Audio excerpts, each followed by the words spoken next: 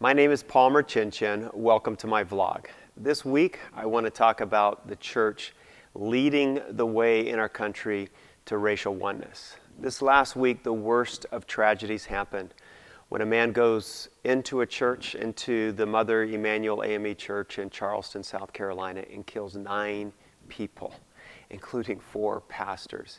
And he says he does it because he's a racist. Things need to change in our country. And I want to say today that the church needs to lead the way in healing as a nation in racial oneness. Years ago, I went to Havana, Cuba for the first time. And after I came back, when I wrote the book, True Religion, I wrote in it, heaven will look a lot like Havana. I wrote that because as I walked down the streets of Havana, I saw people of every background, every color, it seemed like every race, sitting around cafe tables, laughing, eating together. And then we went to worship at a church that first night, and it looked like the United Nations. There were people of every background and race worshiping as one. That's how Cuba is made. And then later that week, we had a pig roast. I had taken a basketball team to Cuba, and we're playing against their Olympic team.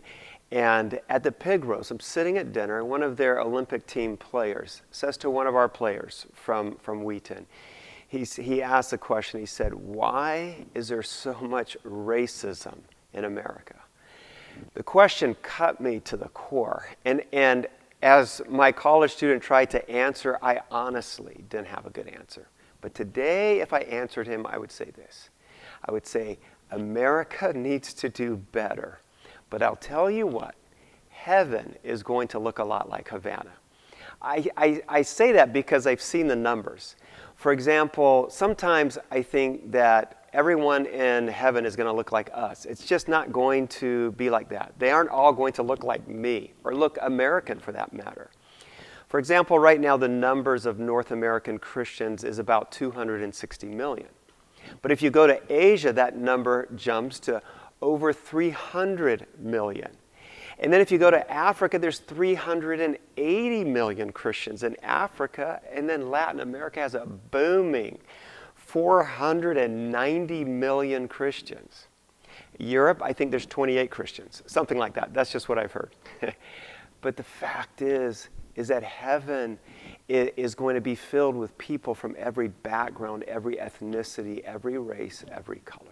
And I'm just not making that up, because when you read the words of John in the book of Revelation, he talks about being in heaven, and he says, I looked up and I saw this multitude of people worshiping God, and he says this, he says, they were from every nation and every people and every tribe. And they were there together. And then he says they were waving palm branches, probably on a Caribbean beach like Havana.